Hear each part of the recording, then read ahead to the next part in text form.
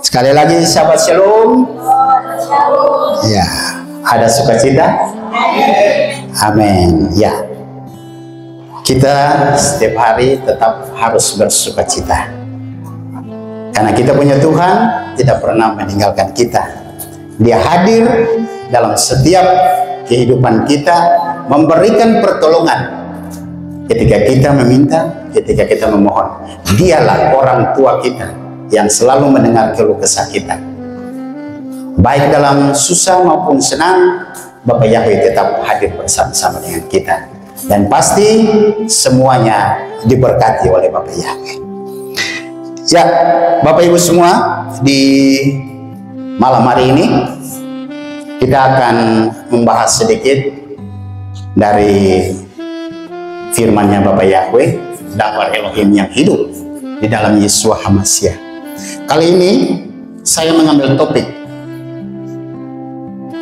ketika kasih menjadi dingin. Bapak Ibu, bukan musim hujan lalu kemudian kita dingin, tetapi kasih kita menjadi dingin.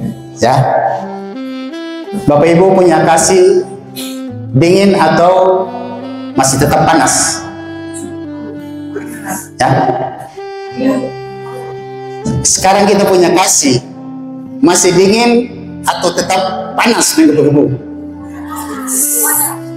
Tahan kata-kata Bapak Ibu. Kita akan uji. Ya, kita akan uji. Kasih Bapak Ibu masih panas atau sudah mulai dingin-dingin? Ya. Oke, kita akan baca dari Dawar Elohim, Matius 24 ayat yang ke-12 sampai ayat yang ke-13. Demikian firman Bapak Yahweh. Dan ketika berlipat gandanya kedurhakaan, maka kasih kebanyakan orang akan menjadi dingin. Dan siapa yang bertahan sampai kesudahannya, dia akan diselamatkan. Amin. Ya, Bapak Ibu, firman ini akan menguji kita, Bapak Ibu. Apakah yang tadi saya tanyakan, Bapak Ibu punya kasih itu masih panas membara atau sudah mulai redup-redup dingin? Ya, ini firman ini yang nanti akan kita bahas untuk mengetahui di mana posisi kasih kita saat ini. Ya, karena di akhir zaman ini, Bapak Ibu, dosa dan kedurhakaan itu bukannya berkurang, tapi semakin hari dosa, kedurhakaan, kejahatan itu semakin bertambah-tambah. Benar Bapak Ibu? Bapak Ibu kalau buka YouTube, buka televisi, buka TikTok, buka media-media sosial, yang Bapak Ibu lihat, nonton itu ngiri-ngiri, ya. Pembunuhan terjadi di mana-mana, bahkan orang-orang dekat yang melakukannya, ya. Terus kita punya pembesar-pembesar juga terlibat banyak di dalamnya, ya. Korupsi merajalela, ya. Orang sudah tidak saling menghargai satu nyawa seseorang itu seperti hewan, ya. Sudah tidak ada harganya saat ini, Bapak Ibu. Durhaka semakin banyak orang yang berdurhaka. Orang yang semakin berbuat dosa itu semakin banyak, Bapak Ibu, ya. Nah, kalau kita tidak mengambil langkah antisipasi, Bapak Ibu, maka yang tadi disebutkan dalam firman ini, ya, kebanyakan orang kasihnya akan semakin dingin atau tawar, kasihnya semakin tawar. Nah, itu yang kita harus antisipasi supaya kasih kita itu tetap membara, jangan sampai kasih kita dingin, ya. Banyak orang saat ini lain tidak peduli dengan lain, ya. Kalau dulu belum ada gadget, belum ada HP, ya, masih jauh 20-30 tahun lalu, 40 tahun lalu. Bapak Ibu bayangkan aja zaman orang-orang tua kita, ya. Walaupun penerangannya belum banyak, ya, transportasinya masih kurang, komunikasi ya langsung. Nah, dari rumah ke rumah orang tua bisa singgah dari satu rumah ke rumah yang lain. Ya, kalau di kampung-kampung, di desa-desa kebanyakan begitu, ya. Nah, tapi kalau sekarang Bapak Ibu, siapa lu, siapa gue, ya. orang mulai tidak peduli satu dengan yang lain. Bahkan ketika kita meminta tolong untuk kerja bakti, untuk bikin rumah atau dan segala macam, Bapak Ibu lihat, kita harus meminta tolong dengan imbalan. Benar? Ya, tidak ada yang gratis kan? Susah untuk mendapatkan yang orang kerja gratis, yang sukarela, susah. Ya, itu berarti kepedulian antara satu orang dengan orang yang lain itu sudah mulai menipis. Saya yakin tidak ada di dalam kehilat JPLG Borneo. Tidak ada. Ya. Yang kedua Bapak Ibu. Nah, ini dia. Seks bebas. Itu merajalelanya bukan main, ya. Suami orang dengan istri orang, ya. Anak-anak sekolah, anak-anak kuliah, opa-opa dengan nona-nona, oma-oma dengan nyong-nyong. Banyak Bapak Ibu. Ya. Zaman sekarang ini hal itu sudah tidak dianggap tabu. Kalau dulu orang tua-tua menganggap hal seperti ini hal yang masih apa ya, mau dibilang masih susah untuk diterima oleh orang tua dulu. Ya, norma itu masih bisa ditahan, masih bisa dipakai. Sekarang ini anak-anak bebas banyak Bapak Ibu. Ya. Nah, kalau kita tidak mengkrop, kita punya anak-anak, kita punya keluarga, maka ini akan terjadi. Dengan siapa saja dia bisa bikin, iya kan? Banyak kan kita nonton belakangan ini video banyak marah, ya, hanya karena uang. Ya, orang sudah tidak pandang bahwa si laki-laki ini ganteng, cakep, atau orang tidak memandang lagi bahwa si perempuan ini jelek atau tidak bagus. Tidak ada hal itu lagi Bapak Ibu. Selama kau punya uang, you oke, saya oke. Iya kan? Banyak yang terjadi saat itu. Nah, seks bebas bukan saja di kota-kota besar, di kota-kota kecil, bahkan di kampung-kampung pun banyak hal itu terjadi. Itu Bapak Ibu. Itu salah satu bagian dari yang kita bilang kasih mulai menjadi dingin. Tidak, orang sudah tidak takut lagi berbuat dosa, Bapak Ibu. Nah, yang berikut ini juga narkoba juga merajalela di mana-mana Bapak Ibu. Ya, selalu nasihati anak-anak kita menjauhi itu hal-hal yang tidak baik, narkoba, drugs, ya, memakai obat-obat terlarang. Bahkan walaupun mereka tidak pakai pun Bapak Ibu hati-hati kalau membeli sesuatu, ya. Anak-anak ini kan kadang-kadang narkoba ini sudah pakai di gula-gula, makanan-makanan kecil, permen-permen banyak Bapak Ibu. Jadi hati-hati. Ya, orang sudah tidak takut lagi berbuat itu. Ditangkap masuk penjara, hukuman mati, toh sama saja. Dia merajalela, tidak pandang bulu. Mau orang tua, anak-anak, perempuan, laki-laki, dia tidak pandang bulu Bapak Ibu. Narkoba ini. Karena biasanya apa? Narkoba ini orang cepat kaya kalau dengan narkoba. Ya. Tapi sekali ketangkap, selesai. Itu pasti selesai. Ya. Nah, ini yang terjadi Bapak Ibu. Zaman sekarang ini. Yang berikut, yang kita harus antisipasi lagi Bapak Ibu. Ini dia. Bapak Ibu tahu warna apa ini? Ini bendera apa? Ya? Tahu kan LGBT? Ini LGBT. Zaman Sodom dan Gomora sudah terjadi di zaman ini Bapak Ibu. Ya? Laki-laki dengan laki-laki, perempuan dengan perempuan, iya kan? Bahkan dengan binatang pun hal itu bisa terjadi, ya. Orang sudah tidak lagi memandang bahwa hal ini hal yang dosa. Berbuat saja, ya. Kenapa? Karena banyak yang memandang bahwa akhir zaman itu masih lama. Banyak yang memandang bahwa oh belum lagi, Tuhan belum datang.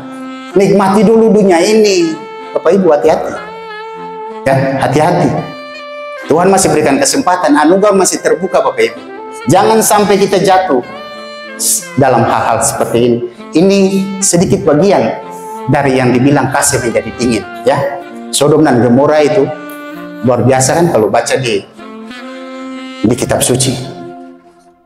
Bahkan malaikat pun mau disodomi, ya, malaikat yang datang untuk Lot, mereka mau sodomi, Bapak. Itu terjadi di zaman sekarang ini.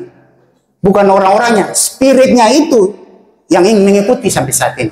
Spirit ini semua ini, spirit ini nih, spirit dari zaman dulu, dia tetap ada di sini. Karena kenapa? Manusia tidak lepas dari dosa, mau menikmati keduniawian, mau menikmati kesenangan dulu, mau happy dulu. Itu makanya spirit ini tetap ikut, Bapak Ibu. Nah, kita akan masuk lebih jauh tentang ciri-ciri orang yang kasihnya mulai dingin atau mulai tawar. Kita akan masuk, Bapak Ibu, satu-satu kita bahas. Ya, orang yang kasihnya mulai dingin akan kelihatan seperti ini. Orang akan mencintai dirinya sendiri dan menjadi hamba uang. Baru saja saya katakan tadi kan, demi uang orang bikin apa saja. Demi uang orang bisa seks bebas. Demi uang orang bisa pakai narkoba. Demi uang sesama jenis bisa berhubungan. Demi uang bisa membunuh orang. Demi uang orang tua bisa bunuh anak. Demi uang anak bisa bunuh orang tua. Demi uang saudara bisa jual saudara. Benar? Ya, itu. Orang sudah mencintai diri masing-masing. Yang penting saya senang. Dia mau apa-apa tidak peduli. Ya, yang penting saya dapat duit. Zaman sekarang ini, Bapak. Yang kedua, mereka menjadi pembohong dan menyombongkan diri. Ya, banyak orang tidak mau lagi berkata benar, bahkan pukul dada. Kalau bukan saya, kau tidak jadi apa-apa. Kalau bukan saya, dia itu bukan siapa-siapa. Kalau bukan saya, ini dan itu. Mulai pukul dada, ya, mulai pukul dada, Bapak Ibu. Itu menyombongkan diri. Baru punya sedikit, tapi seperti sudah punya satu dunia. Ya. Yang kedua, yang ketiga, mereka akan menjadi pemfitnah. Ya, Bapak Ibu, demi diri sendiri, egoisme diri sendiri, lain jual lain, memfitnah lain dengan yang lain. Nah, itu yang terjadi sekarang di zaman sekarang ini, Bapak Ibu. Ya, di luar orang-orang yang masih bergeliman dengan dosa. Ya, mereka masih tetap ingin memenangkan diri mereka sendiri, sudah tidak mau tahu lagi dengan orang lain. Fitnah sana, fitnah sini, ya kan? Yang penting saya aman. Yang berikut, mereka akan menjadi pemberontak dan tidak mau berterima kasih serta tidak mempedulikan pelayanan atau tidak peduli dengan orang lain. Ya, walaupun orang lain sudah bikin baik, tapi kadang-kadang kurang tahu diri. Itu namanya kurang tahu diri, sehingga tidak berterima kasih. Orang mungkin tidak butuh kita untuk datang, terima kasih ya sudah membantu saya, terima kasih ya sudah menolong saya. Orang tidak butuh itu. Tapi kehidupan kita dengan orang tersebut, mari tunjukkan bahwa kehidupan kita ada Yesus di dalam kita. Ya, jangan kita menjadi pemberontak lalu kemudian tidak mau berterima kasih. Yang berikut, mereka tidak tahu mengasihi, tidak mau berdamai, mau terus saja cari persoalan dengan orang, ya. Suka mengkhianati, tidak berpikir panjang dan berlagu tahu. Ya. Yang saya katakan saat ini, Bapak Ibu, itu kehidupan yang terjadi saat ini. Tidak bisa dipungkiri itu. Nah, hati-hati kita membawa diri dalam pergaulan. Hati-hati kita membawa diri dalam kehidupan sosial kita. Kita boleh bertoleransi untuk kita menolong satu dengan yang lain. Tapi ada toleransi yang kita tidak bisa mentolerir hal-hal yang tidak sesuai dengan firman Bapak. Ya, jangan kita mengikuti arus dunia ini. Ya, saling tolong menolong itu biasa. Ya, itu kita wajib tolong sesama kita. Dia mau berbeda keyakinan, dia mau berbeda penyembahan, dia mau tua, mau muda, dia mau kaya, mau miskin. Keterpanggilan kita untuk saling mengasihi satu dengan yang lain. Ya, itu yang Tuhan butuhkan. Tapi kalau kita sudah tidak peduli, lalu kemudian kita berlaga tahu, tidak berpikir panjang, kita mengambil tindakan, hati-hati. Tuhan lagi melihat kita. Semuanya dicatat. Jangan sampai ketika buka buku yang satunya, itu rentetan dosanya, wah, tidak bisa dihitung dengan kalkulator. Ya, oh saya tidak bikin ini Tuhan. Tuhan bilang ini jam sekian, detik sekian, hari ini, tahun ini, bulan ini, kau berbuat ini. Ya, jadi hati-hati. Kita berbuat dosa, cepat-cepatlah kita minta ampun dari Bapa Yahweh, supaya nama kita di buku kehidupan itu ada. Dosa kita dihapus bersih, tidak ada lagi cacat celah dalam kehidupan kita. Ya, nah, secara lahiriah, tipe-tipe orang seperti begini yang punya kondisi seperti ini, Bapak Ibu, itu sebetulnya mereka kelihatan itu alim, ya. Tapi sebenarnya kelakuan mereka di belakang itu penuh dengan nafsu kedagingan. Iya kan? Banyak orang ya, kita lihat dia alim sekali. Tapi ternyata itu lihatnya di depan, di belakangnya boroknya besar seperti begini, Bapak Ibu. Ya. Oh, dia ini ibadahnya luar biasa. Ya. Tapi ibadahnya pada saat kita di tempat ibadah, di luar kita berbuat dosa lagi. Jangan, Bapak Ibu. Kita kudus ketika kita berada di tempat ibadah, ya. Hati kita tertuju kepada Bapa Yahweh di dalam Yesus Masiah. Keluar pun kita membawa spirit itu supaya jangan dunia menguasai kita. Kita yang harus mempengaruhi dunia supaya banyak orang juga diselamatkan. Ya, saya pernah bilang kalau jumlahnya sudah genap, Tuhan Yesus datangnya tidak lama lagi. Ya, kita berada di akhir zaman, di zaman akhir. Ya, akhir zaman di zaman akhir. Masa zaman ini akan berlalu dan kita berada di zamannya yang terakhir ini, itu maksudnya. Ya, jadi persiapkan diri Bapak Ibu semua, berjaga-jagalah, berdoalah supaya kita menjadi 5 wanita yang bijaksana. Jangan sampai kita menjadi 5 wanita yang bodoh. Yang ketika Tuhan datang, tertinggallah engkau. Tapi ketika kita menjadi 5 orang yang bijaksana, Tuhan datang, kita serta merta masuk bersama mempelai kita, Bapak Ibu. Ya. Nah, di dalam 1 Korintus 13 ayat 13 disebutkan iman, pengharapan, dan kasih. Dan yang paling besar di antaranya adalah kasih. Kasih adalah dasar dari semuanya. Jika kasih kita bermasalah, maka iman dan pengharapan menjadi terganggu. Itu pasti, Bapak Ibu. Ya. Boleh kita beriman, boleh kita berpengharapan, tapi kalau tidak ada kasih dalam kehidupan kita, itu percuma, Bapak Ibu. Sia-sialah usaha kita. Ya, jangan sampai kita beriman, punya pengharapan, tapi kalau kita tidak peduli, kita tetap melakukan dosa, Bapak Ibu, nama tercatat di buku yang satunya. Ya. Jadi iman, pengharapan, dan kasih yang terbesar. Itu kenapa Bapak Yahweh taruh kasih yang terbesar. Tanpa kasih, Bapak Ibu tidak akan punya iman dan pengharapan. Ya, kalau tidak saling mengasihi, jangan berbicara iman. Kalau tidak saling mengasihi, jangan berbicara kita berharap kepada Bapak Yahweh. Itu nonsen. Kalau kita punya iman dan pengharapan, kasih yang membungkusi kita, supaya kita hidup itu menjadi anak-anak terang, ya, anak-anaknya Bapak Yahweh. Kita lanjut, Bapak Ibu. Nah, kasih menjadi dingin, harusnya yang tadi saya awalnya bilang, apakah Bapak Ibu masih punya kasih itu yang bernyala-nyala, atau kasihnya sudah mulai redup? Kita akan bahas apa itu kasih mula-mula. Pernah Bapak Ibu alami kasih mula-mula? Saya tanya, pernah Bapak Ibu mengalami kasih mula-mula? Ya, nanti kita lihat. Ya, kita lihat kasih mula-mula itu seperti apa. Dan pasti ada dalam kehidupan Kehilat Yahweh El-Gibor Ambon. Pasti. Ya. Kasih mula-mula diibaratkan seperti seseorang yang lagi jatuh cinta. Ya, falling in love terus. Jatuh cinta tuh enak ya Bapak Ibu. Iya kan? Itu kasih mula-mula. Nah, jatuh cinta kita itu harus seperti itu kepada Bapak Yahweh dan dalam Yesua. Ya. Supaya membara itu kita punya kasih itu, kita punya cinta itu kepada Tuhan. Kalau kita tidak jatuh cinta kepada Tuhan, bagaimana Tuhan mau mencintai kita? Namanya kita tepuk sebelah tangan, Bapak Ibu. Ya, kita bilang kita cinta Tuhan, tapi kita tidak melakukan apa yang menjadi kehendak Tuhan. Itu sama dengan cinta bertepuk sebelah tangan, Bapak Ibu.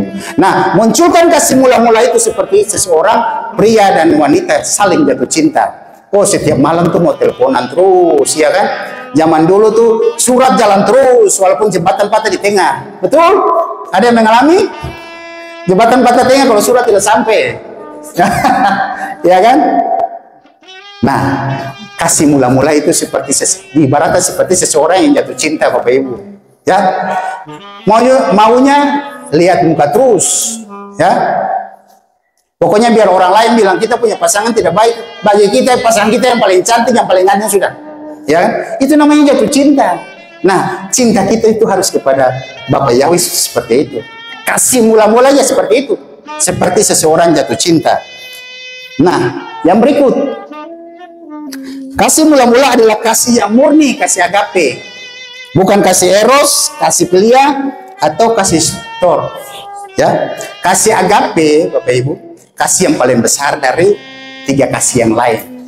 Kasih memberi tapi tidak meminta imbalan, berkorban tapi tidak akan minta imbalan untuk kau membalas saya. Tidak. Jadi kasih itu benar-benar kasih yang tulus, makanya itu kasih agape yang paling besar. Kasih eros. Kasih eros ini antara cowok dan cewek, suami dan istri. Itu. Jadi kan kalau saya mencintai istri saya, ya otomatis istri saya juga mencintai saya kan. Itu kasih eros. Jadi ada timbal baliknya. Terus kasih filia. Kasih filia ini Bapak Ibu, itu adalah kasih persaudaraan, persahabatan, ya kan? Bapak Ibu punya teman, Bapak Ibu punya sahabat, punya saudara, itulah kasih filia. Kasih di dalam persaudaraan atau persahabatan. Nah, kasih storge itu kasih dalam keluarga. Antara orang tua dan anak, anak dan orang tua, sepupu dengan sepupu, ya, saudara dengan saudara, itu kasih storge. Itu. Jadi kasih ini nih ada dia punya imbalannya. Tapi kalau kasih agape, kasih tidak minta imbalan. Siapapun dia, kita tetap mengasihi. Kita tetap peduli kepada orang itu. Mau kenal atau tidak, mau miskin atau kaya, tetap kita mengasihi tanpa meminta imbalan apapun. Itu kasih agape, ya. Nah, kasih eros, kasih filia, kasih storge itu bersifat ke dalam. Artinya sesama kita, siapa yang kita sayangi, ada hubungan dengan kita. Ini berbicara tentang tiga kasih ini. Ya, kita lanjut. Kasih mula-mula. Nah, menggetarkan serta bersifat spontan, jauh dari sikap pura-pura atau rekayasa atau dibuat-buat. Yang tadi saya bilang, kita mengasihi seseorang, kita jatuh cinta kepada seseorang, apa saja kita mau buat, ya kan? Suruh beli nasi kuning tengah malam pun jalan, ya kan? Benar? Suruh apapun tetap pasti bisa saja. Apalagi kalau kita cowok-cowok lalu cewek-cewek sudah berpikir sedikit-sedikit, nah itu sudah. Beli ini, oh tengah malam jam 1 jam 2 gas, ya kan? Nah ini kasih seperti ini yang diharapkan, kasih mula-mula, ya, sifatnya seperti itu, spontan, apa saja, ya. Jalan terantuk batu, siu, batu ini kalau bisa pica-pica di tembok sudah nih, tuh. Biasanya kalau sudah ngadakan ulang-ulang tuh, nanti kalau sudah kawin, mata taruh di mana? Ya tuh, berjalan baik-baik, berjalan mati orang tak mata. Begitu, tuh. Nah, jadi kasih ini salah satu dari sifat kasih mula-mula Bapak Ibu. Ya, harus ada dalam kita. Terus menggelora yang tadi bilang, harus terus bernyala-nyala dalam kehidupan kita. Apa saja kita mau lakukan.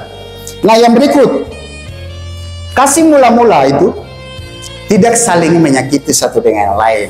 Dia rela berkorban tanpa merasa bahwa dia berkorban, dan memberikan apa saja yang dikasihinya. Benar Bapak Ibu? Itu yang Tuhan tuntut dari kita. Ya, kita berkorban untuk pelayanan, jangan kita hitung-hitung. Ya, karena yang Tuhan kasih untuk kita, Tuhan tidak hitung-hitung. Tuhan kasih, tergantung perbuatan kita. Ya, kalau kita tidak berbuat sesuai dengan apa yang difirmankan oleh Tuhan, Tuhan bukannya tidak kasih, Tuhan tahan sebentar. Ya, sampai kita melakukan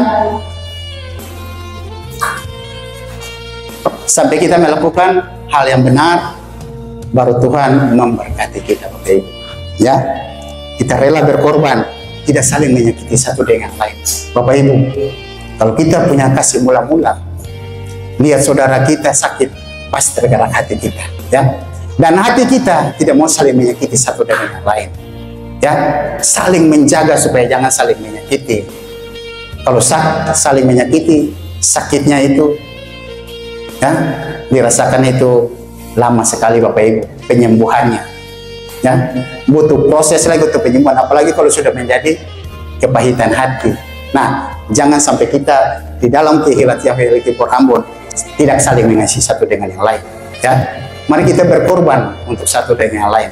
Lihat satu susah, lain tolong lain. Ya, saling mendoakan satu dengan yang lain, Bapak Ibu. Yang berikut,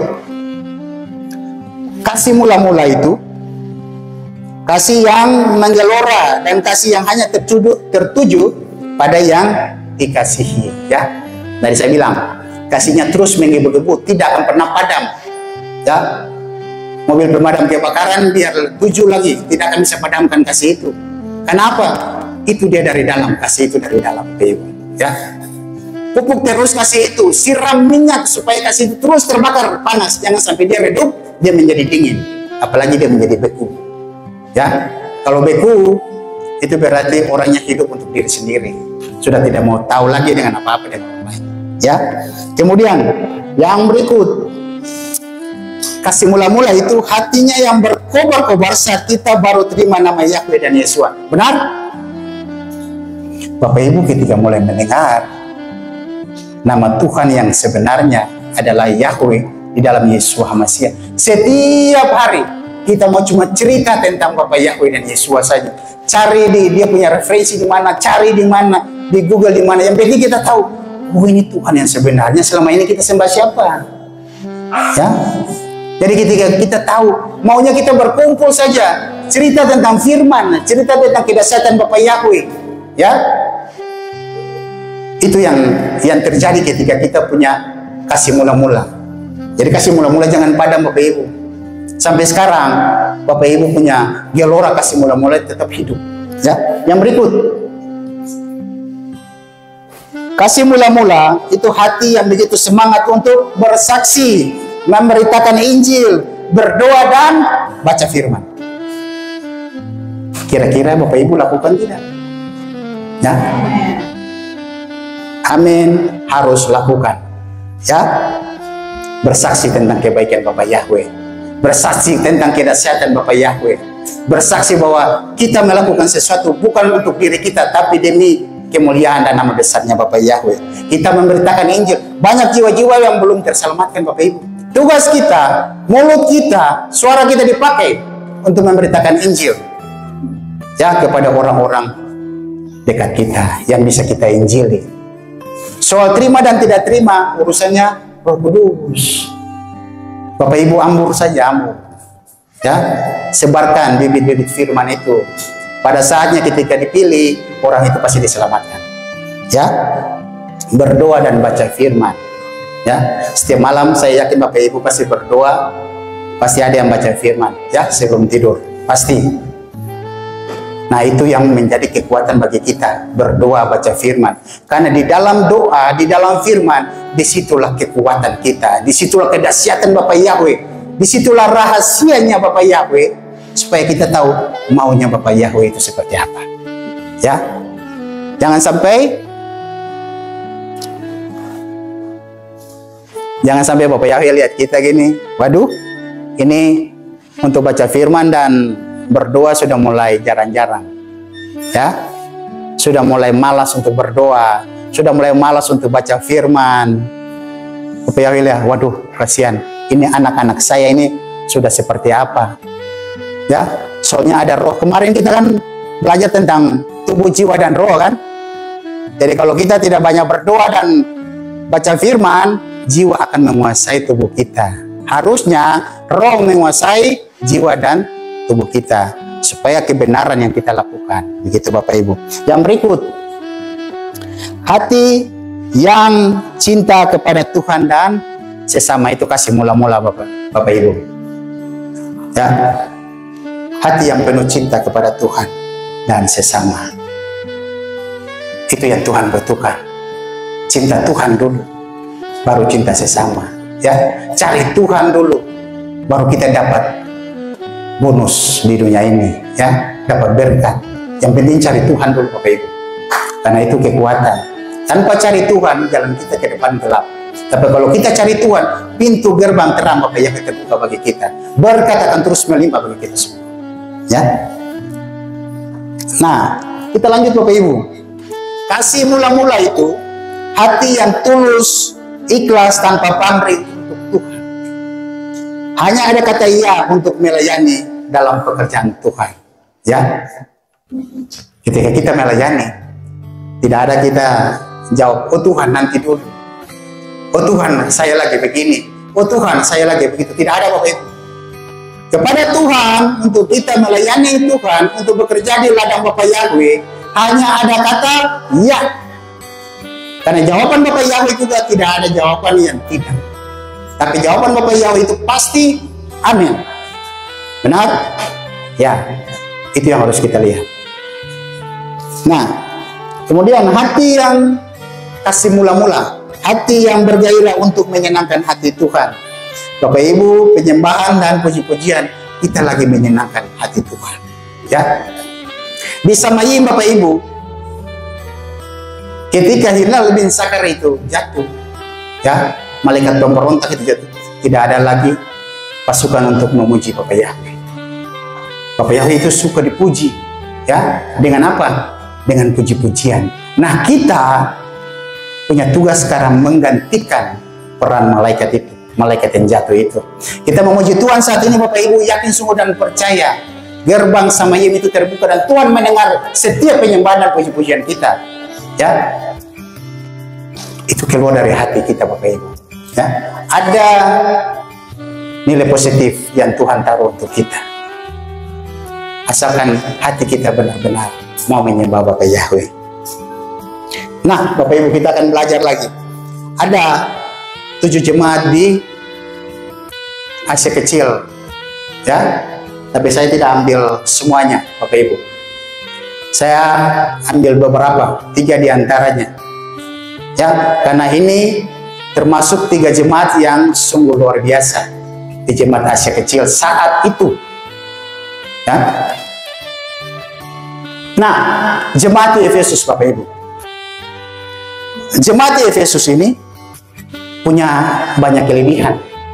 Mereka diberkati sungguh luar biasa Bapak Ibu. Ya, jemaat di Efesus. Jemaat ini hebat, jemaat ini bagus, bahkan memiliki 5 jawatan. Yaitu jawatan rasul, jawatan nabi, jawatan guru, jawatan gembala, dan pemberitaan Injil. Bahkan di dalamnya ada kepenatuan atau pergembalaan, dan juga di dalamnya ada tim untuk 2 peperangan. Ya, itu jemaat yang luar biasa Bapak Ibu.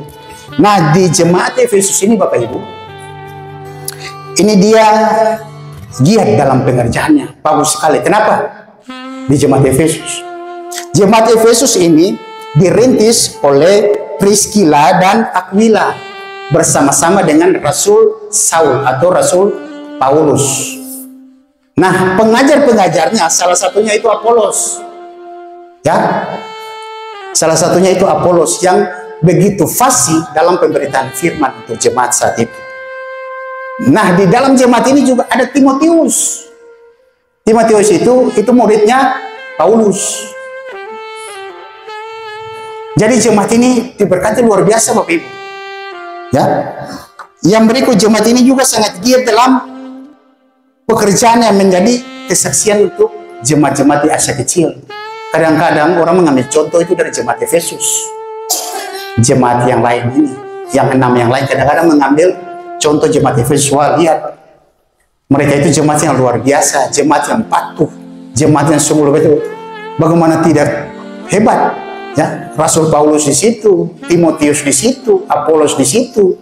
Jadi untuk pemberitaan firman, untuk menguasai firman itu di dalam kepala. Jadi bagian luar kepala, ya. Keluar kepala itu tidak tahu apa-apa. Tapi di dalam kepala, ya. Ya kalau kita bicara, saya sudah hafal di luar kepala, itu tidak tahu apa-apa. Saya sudah hafal masuk di dalam kepala, bukan di luar kepala, ya. Nah itu. Jadi kalau di jemaat Efesus sungguh luar biasa, Bapak Ibu. Nah, jemaat Efesus juga jemaat yang tekun, tapi mengalami banyak aniaya, ya. Baik karena penyembahan kepada Tuhan maupun dalam proses kehidupan mereka dari hari lepas hari, ya. Kalau lihat jemaat Efesus ini, Bapak Ibu, dia tidak beda-beda jauh dengan kita saat ini, ya. Kita terima nama Bapak Yahweh, kita terima pengajaran itu, ya. Dari dulu sampai kita di Yahweh El Gibor ini, di Hilat, itu kita terima pengajaran dari para pengajar-pengajar yang luar biasa. Benar? Iya. Kita mengenal nama Bapak Yahweh. Kita mulai mengenal pengajar-pengajar itu mengajarkannya sungguh luar biasa. Dan saat itu hati kita itu terbakar sekali, menggebu-gebu. Mau setiap hari kita duduk bicara tentang firman saja. Ya, nah begitu pula dengan jemaat Efesus. Nah, jemaat Efesus juga Bapak Ibu, dia tegas untuk menghadapi rasul-rasul atau nabi-nabi palsu. Jadi orang yang datang dengan pengajaran yang tidak benar, mereka akan lawan Bapak Ibu. Ya, mereka punya kepekaan untuk menguji mana yang benar dan mana yang salah. Itu jemaat Efesus. Lalu kemudian mereka membenci kejahatan. Itu jemaat di Efesus. Sungguh luar biasa, ya Bapak Ibu, jemaat Efesus. Nah, Bapak Ibu, sekilas jemaat Efesus ini kelihatannya sungguh luar biasa. Kalau dari tadi yang saya sebutkan itu, apalagi dia menjadi kesaksian untuk jemaat-jemaat yang lain di Asia Kecil. Pengajaran, pelayanannya semuanya baik, tidak ada bagi manusia. Pandangan manusia itu tidak ada cacat celah jemaat ini, ya. Nah, tapi kita lihat apa yang mau dikatakan Tuhan. Apakah pandangan Tuhan sama dengan pandangan manusia? Ya, apakah benar yang manusia lihat bahwa manusia lihat itu bahwa jemaat Efesus ini jemaat yang luar biasa? Sama tidak dengan yang Tuhan lihat? Ya, kadang-kadang pemikiran kita tidak sama dengan pemikiran Bapak Yahweh. Pandangan kita tidak sama dengan pandangan Tuhan. Bagi kita mungkin itu hal yang baik, belum tentu untuk Tuhan, ya kan? Seperti dengan jemaat di Efesus. Nah, jemaat di Efesus itu kemudian dia mendapat surat, ada surat kan? Kemudian dibaca di Wahyu 2 ayat 4. Namun aku mempunyai sesuatu terhadap engkau, bahwa engkau telah meninggalkan kasihmu yang mula-mula, kasih yang pertama. Ya, kalau dalam terjemahan hari-hari itu kasihnya sudah meninggalkan jemaat itu. Ya, istilahnya gini, jemaat ini karena luar biasa kayak tadi dapat pengajaran luar biasa, maka mereka hidupnya sombong. Ya, merasa diri paling benar. Ya, lalu orang lain itu dianggap kecil. Nah, itu di jemaat Efesus punya kesalahan sampai surat Paulus ada di situ. Ya, itu Tuhan Yesus katakan. Nah, mereka di situ terus beribadah, memuji Tuhan, ya. Tapi spirit mereka, kasih mereka itu mulai redup, sudah mulai hilang. Karena yang ditampilkan itu supaya orang lihat, bukan untuk menyenangkan hati Tuhan lagi, tapi supaya kelihatan bagi jemaat-jemaat yang lain, waduh, jemaat Efesus ini sungguh luar biasa. Jangan kita seperti itu, Bapak Ibu. Benar-benar hati kita itu menyembah Bapak Yahweh. Benar-benar kita memuji itu, memuji dari dalam hati kita, tulus. Ya, bukan untuk supaya orang di luar sana bilang, wah, Mereka di sini nih luar biasa. Padahal hati kita sudah mulai suam-suam kuku, kasih kita sudah mulai dingin, kasih kita sudah mulai tawar, Bapak Ibu. Nah, mereka ini juga sibuk dengan aktivitas mereka, kerjanya, ya, sampai lupa untuk saling mengasihi. Nah, itu yang Tuhan lihat mereka punya kekurangan, dan bagi Bapak Yahweh itu dosa yang paling besar, ya, itu dosa yang besar. Makanya mereka mendapat teguran supaya kembali kepada kasih mula-mula. Identitas mereka yang selama ini sebagai suatu kesatuan bahwa menyembah kepada Bapa Yahweh itu mulai hilang. Nah, firman Tuhan dalam Matius pasal 7 ayat 23 dikatakan, di hari-hari terakhir banyak orang melayani Tuhan dengan luar biasa, namun Tuhan berkata, aku tidak mengenal engkau.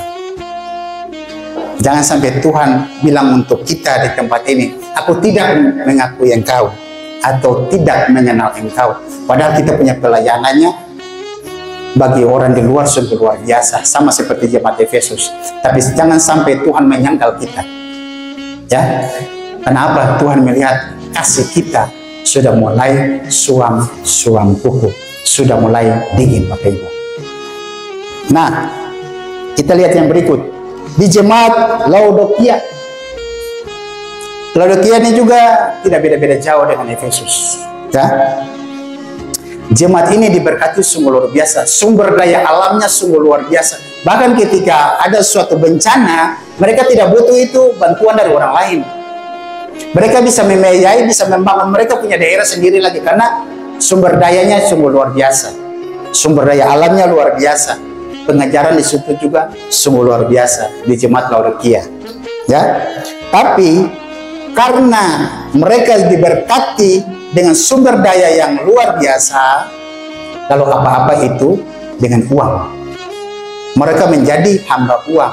Mau bikin sesuatu itu dengan uang. Mau sesuatu itu mulus, berjalan dengan mulus, uangnya dikedepankan, bukan lagi mengharapkan pertolongan dari Tuhan. Apa-apa sedikit dengan uang. Itu di jemaat Laodikia. Nah, Tuhan tidak suka seperti itu, Bapak Ibu. Jemaat ini jemaat yang tidak kekurangan apa-apa. Jemaat Laodikia hanya kasih mereka yang tadi saya bilang mulai suam-suam kuku karena kesombongan. Harta melimpah, sumber daya alam melimpah. Tapi Tuhan menegur mereka. Tuhan bilang mereka apa? Sesungguhnya mereka melarat, malang, miskin, buta, dan telanjang. Ngeri, Bapak Ibu, ya. Jemaat yang sungguh diberkati, punya semuanya, harta melimpah, tapi Tuhan bilang kau melarat, kau malang, kau miskin, kau buta, bahkan kau telanjang. Itu berarti tidak ada apa-apanya di hadapan Bapa Yahweh, ya. Kita punya harta yang melimpah apapun, tapi kalau kita berpegang hanya kepada dunia ini, bagi Tuhan itu kau tidak ada apa-apanya, ya. Tidak ada harga sama sekali. Mau emas satu kontainer pun tidak ada harganya di hadapan Bapak Yahweh, ya. Karena kenapa? Yang memberikan berkat itu Bapak Yahweh, bukan siapa-siapa. Nah, oleh karena kesombongan itu makanya Tuhan bilang mereka itu sebenarnya melarat, miskin, buta, telanjang, ya. Itu ngeri, Bapak Ibu. Nah, yang berikut di jemaat Sardis. Jemaat ini juga jemaat yang luar biasa, ya. Namun sesungguhnya Tuhan bilang mereka ini adalah jemaat yang mati dari pandangan Tuhan. Karena secara lahiriah jemaat ini masih beribadah, tapi di hadapan Tuhan mereka ini sudah dianggap mati. Mati apanya? Kasih mula-mula itu yang mati, ya. Jadi beribadah, akhirnya beribadah jadi sekedar beribadah. Yang penting datang beribadah, yang penting bisa menyembah, yang penting bisa memuji, ya. Tapi sebenarnya bagi Tuhan mereka sudah mati. Mati secara roh mereka. Karena mereka tidak lagi mengandalkan Tuhan. Nah, sebutan jemaat mati ini akibat ketidaktegasan dari jemaat terhadap dosa disiplin yang diterapkan tidak dijalankan, teguran dan nasihat yang diberikan tidak diperhatikan, semuanya tutup telinga. Itu Bapak Ibu jemaat ini, ya. Nah, oleh karena itu pertumbuhan rohani mereka itu menjadi merosot, ya. Tuhan menegur mereka. Jemaat Sardis ini juga Tuhan menegur mereka sangat keras Bapak Ibu, karena wibawa dan kuasa dosa lebih besar daripada kuasa Bapa Yahweh, ya. Nah, kita saat ini mari kita doakan kehilangan kita, ya, agar sifat-sifat seperti ini tidak terjadi di dalam tubuh jemaat kita. Di jemaat Sardis itu Bapak Ibu, ya, itu karena tidak disiplin. Pemimpinnya membiarkan jemaatnya berbuat dosa tanpa menegur. Di jemaat Sardis ini, ya. Jadi ketika jemaat berbuat dosa, ya sudah, toleransi saja. Jemaat berbuat dosa, toleransi saja. Aturan yang dikasih tidak diperhitungkan oleh jemaat, Bapak Ibu. Nah, ketika disampaikan teguran dan nasihat itu, membela diri, tidak mau disalahkan. Ini jemaat Sardis. Makanya Tuhan tegur mereka itu sangat-sangat keras, ya. Banyak yang jatuh dalam dosa tapi tidak mau mengakui dosa, ya. Akhirnya jalan terus dengan dosa. Di dalam Wahyu 3 ayat 1 disebutkan, dan tuliskanlah kepada malaikat gereja di Sardis, dia yang memiliki 7 roh Elohim dan ke-7 bintang mengatakan hal-hal ini. Aku tahu perbuatan-perbuatanmu, yaitu engkau mempunyai nama bahwa engkau hidup padahal engkau mati. Teguran yang cukup keras dari Tuhan. Nah, kalau seperti itu yang terjadi Bapak Ibu, apa akibatnya kalau jemaat tidak balik kepada kasih mula-mula? Jemaat masih terus dengan dosa. Ini yang akan terjadi Bapak Ibu. Akibatnya kalau tidak mau bertobat, ya. Jemaat di Efesus di dalam Wahyu 2 ayat 5, jika tidak demikian, aku akan datang kepadamu dan aku akan mengambil kaki dianmu dan tempatnya jika engkau tidak bertobat. Kalau kaki dian sudah diangkat dari dalam jemaat itu sama seperti punya tubuh dan jiwa, rohnya sudah tidak ada. Itu berarti jemaat itu mati, ya. Nah, jadi kesempatan masih terbuka lebar, anugerah Bapak Yahweh masih buka Bapak Ibu. Kita berbuat dosa, kembalilah ke jalan yang benar. Tuhan butuh kita punya pengakuan. Kalau kita tidak mengaku, tertulislah rentetan dosa kita. Tapi kalau ketika kita mengaku dosa kita di hadapan Bapak Yahweh dengan penuh kerendahan hati, dengan penundukan diri, Bapak Ibu, Bapak Yahweh coret seperti tipex di kertas putih, ya. Kita aman dalam perlindungan Bapak Yahweh. Nah, di jemaat Laodikia, Wahyu 3 ayat 16, jadi karena engkau suam-suam kuku dan tidak dingin atau panas, aku akan memuntahkan engkau dari mulutku. Bayangkan, sampai Tuhan begitu sangat keras kepada jemaat Laodikia. Jangan sampai Tuhan muntahkan kita, ya. Kita berbuat, kita sudah melayani, ya. Kita sudah bikin ini dan bikin itu, banyak mujizat yang dibikin, tapi Tuhan memuntahkan kita, ya. Kenapa? Karena sudah tidak ada lagi kasih di dalam kehidupan kita, ya. Kita cuma memikirkan diri kita sendiri, ya. Kita tidak peduli kepada orang lain, maunya menang kita sendiri. Ego kita semakin besar, bukan diri kita semakin kecil. Padahal Tuhan butuh penunjukan diri kita, butuh kesabaran kita, butuh kasih kita, ya, supaya kita hidup di dalam firman dan firman hidup dalam kita.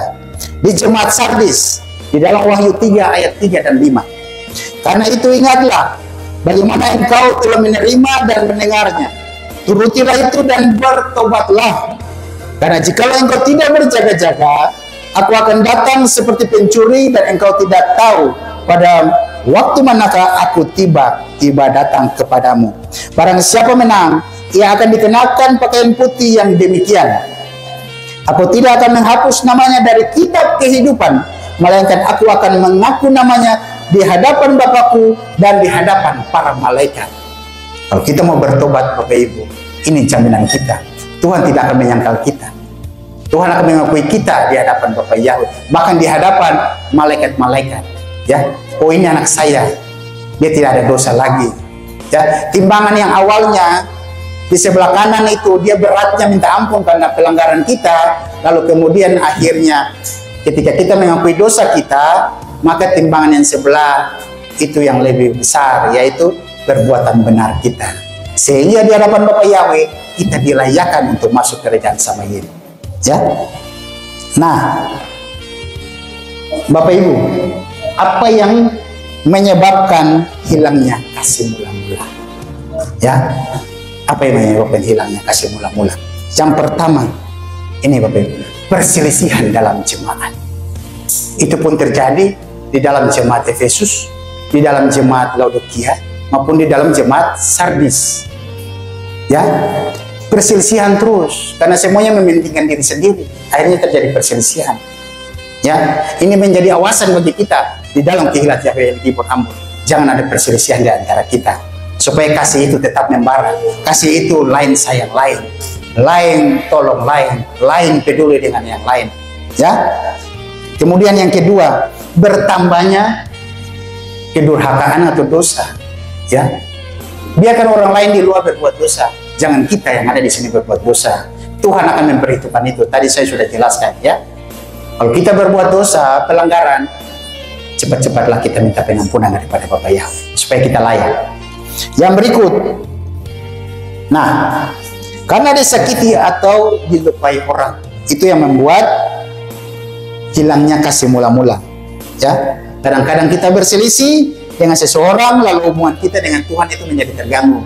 Istilah gini, bawaannya seperti gitu. Kita tidak suka satu dengan yang lain, akhirnya kita malas berdoa.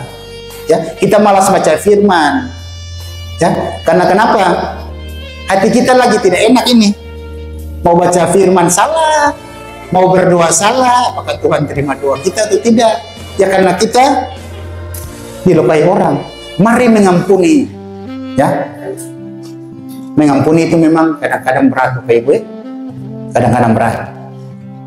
Orang menyakiti kita, lalu kemudian kita berdoa, Tuhan kasihani dia. Kadang-kadang sulit, Bapak Ibu. Tapi Tuhan butuh penundukan diri, Bapak Ibu. Ya, ampuni orang yang menyakiti kita, supaya berkat orang itu menjadi berkat kita. Ya, yang rugi siapa, Bapak Ibu? Orang itu, bukan kita. Kita mengampuni dia, berkat orang itu datang kepada kita. Berkat kita jadi double. Nah, lalu kemudian di dalam kita, kalau perselisihan terjadi dalam kita, apalagi dalam kehilat atau dalam jemaat. Nah, kadang-kadang orang malas masuk ibadah. Ya, bukan kita di sini. Banyak orang di luar sana yang ketika tetangga tidak senang dengan tetangga, ya, saudara tidak senang dengan saudara, tapi karena satu gereja, supaya jangan lihat dia punya muka, punya wajah, lalu sudah tidak mau masuk ibadah. Ya, nah Tuhan tidak butuh orang seperti itu. Tuhan butuh, mari kita saling mengasihi satu dengan yang lain. Nah, kalau ada perselisihan Bapak Ibu, mari cepat-cepat kita selesaikan. Ya, istilahnya kalau dia masih kecil, apinya masih kecil, mari kita cepat-cepat untuk memadamkan api itu. Kalau api itu sudah besar, dia bisa dipadamkan Bapak Ibu, tapi dia sudah membakar sekelilingnya habis dulu baru bisa dipadamkan. Jadi ketika dia masih kecil, dalam bentuk korek, cepat-cepat kita padamkan supaya jangan dia membesar. Nah, kemudian yang berikut, adanya kekecewaan karena realita hidup. Hidup ini susah terus, ya. Sepertinya Bapak Yahweh tidak memberkati saya gitu. Sepertinya Bapak Yahweh tidak peduli dengan saya. Itu realita kehidupan. Akhirnya kita meninggalkan Tuhan. Ya, pada Bapak Yahweh lagi sementara lihat kita, kau benar-benar taat atau tidak. Itu yang Bapak Yahweh tuntut dari kita, Bapak Ibu. Nah, karena ketidakpuasan itu, baik dalam fisik, dalam mental, dalam ekonomi atau finansial, nah, itu yang menyebabkan kasih menjadi dingin atau kasih menjadi tawar. Ya, karena hal-hal demikian. Nah, yang berikut kita lihat. Nah, kesombongan itulah seperti yang terjadi di jemaat Laodikia, karena diberkati lalu kemudian sombong, ya, tidak mau peduli dengan orang lain karena diberkati. Yang berikut, terlalu mengasihi dunia, ya, daripada Tuhan, sehingga mereka mencintai dunia dan terpengaruh dengan apa yang dunia berikan, Bapak Ibu. Itu yang mari kita hendakkan dari kehidupan kita. Lalu kemudian yang seperti saya katakan, tidak mengasihi sesama. Di dalam 1 Yohanes 4 ayat 20 berkata, jikalau seorang berkata, aku mengasihi Elohim, dan ia membenci saudaranya, maka ia adalah pendusta. Karena barang siapa tidak mengasihi saudaranya yang dilihatnya, tidak mungkin mengasihi Elohim yang tidak dilihatnya. Kalau kita bilang bahwa kita mengasihi Tuhan, tapi kalau kita lagi membenci orang lain, percuma. Ya, yang lihat saja kita membenci. Sementara Tuhan yang kita lihat, apakah kita bisa memberikan kasih itu kepada Tuhan? Ya, Tuhan melihat itu, Bapak Ibu. Nah, mari kita belajar nasihat supaya kita berlaku benar. Ya, dari semua yang terjadi tadi, nasihat ini yang harus kita dengarkan. Di dalam Wahyu 2 ayat 5. Sebab itu ingatlah dari mana engkau telah jatuh, dan bertobatlah, dan lakukanlah perbuatan-perbuatan yang pertama, yaitu kasih mula-mula.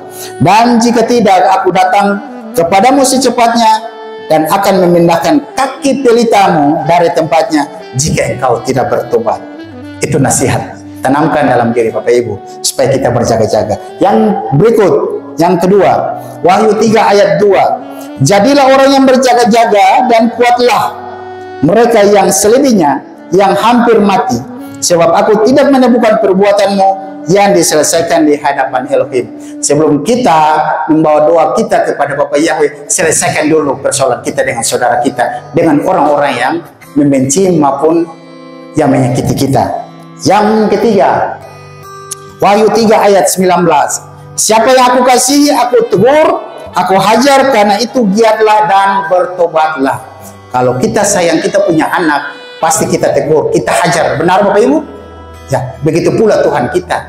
Karena Tuhan menyayangi kita, mengasihi kita. Makanya kalau ada persoalan dalam kehidupan Bapak Ibu, entah itu secara finansial atau secara sakit penyakit, ya, kita sadar diri, kita lagi berbuat dosa atau tidak. Segera minta ampun supaya Tuhan memulihkan kehidupan kita lagi. Ya, Tuhan menghendaki agar kita kembali kepada kasih mula-mula, penyembahan yang benar dan ketaatan yang benar. Itu yang Tuhan tuntut dari kita Bapak Ibu. Nah, pertanyaannya, bagaimana cara kita bertahan dalam kasih mula-mula? Yang pertama, jaga hati dari pengaruh dunia. Ya, jaga hati Bapak Ibu, jangan terpengaruh dengan dunia. Yang kedua, mari menjalin hubungan yang akrab dengan Tuhan dan sesama. Benar? Ya, kasih Tuhan, kasih sesama. Yang ketiga, mari minta perlindungan dari Tuhan. Ada di dalam Mazmur 91. Dan itu bisa terjadi bila kita dekat dengan Tuhan. Injil Yohanes juga berkata, jika kita melekat dengan Tuhan, maka hidup kita akan berbuah.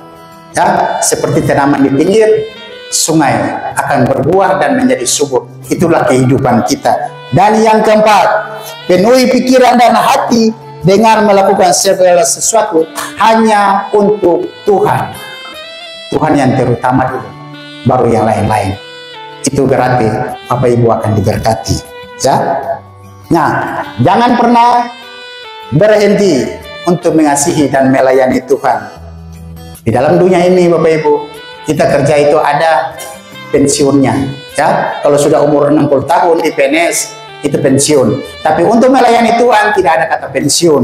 Kita kerja dan kerja di ladang Tuhan, di dalam kehilat kita, di dalam jemaat. Tuhan pasti memberkati dan tidak ada kata pensiun. Karena itu akan diperhitungkan oleh Tuhan. Nah, firman Tuhan dalam Markus 12 ayat 30 sampai 31 sebagai penutup kita. Dan kasihilah Yahweh Elohimmu dengan segenap hatimu, dan dengan segenap jiwamu, dan dengan segenap akal budimu, dan dengan segenap kekuatanmu. Inilah perintah yang terutama. Dan yang kedua yang sama seperti itu, kasihilah sesamamu seperti dirimu sendiri. Tidak ada perintah lain yang lebih besar dari perintah ini. Kasih Bapak Yahweh dan kita kasih sesama. Maka Bapak Yahweh akan memperhitungkan kita bahwa inilah kasih mula-mula kita. Tuhan ingin kita untuk membagikan lagi itu kasih mula-mula terhadap diri kita, supaya di hadapan Bapak Yahweh kita tidak menjadi yang mati, tapi kita menjadi yang hidup di dalam Bapak Yahweh. Sukses besar untuk kita semua. Bapak Yahweh memberkati. Mari kita tunduk kepala dan